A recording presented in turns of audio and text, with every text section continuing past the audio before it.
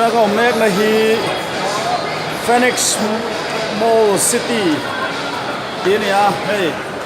apui ko maya an thil zor reng reng hi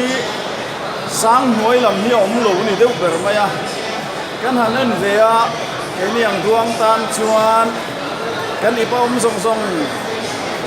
ake korte leinan ko kan ipa zong zong manangai mai do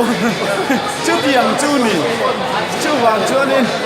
at tin han tin ngam chi rong lo chu wang chuan at ti ngai na hello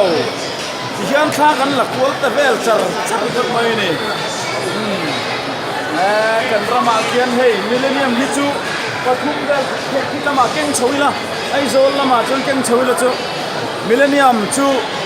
pali vel lengang millennium center a pali mai ni lawang tro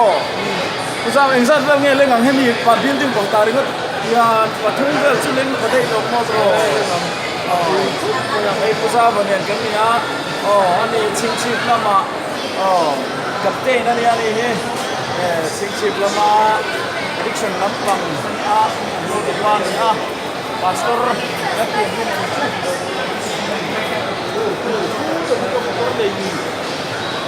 lâu họ đi lâu cái lì đầu tù thằng chúa lại ta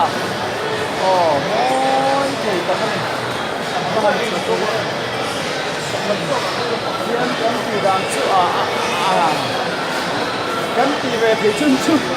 hay khi ní đâu về về đi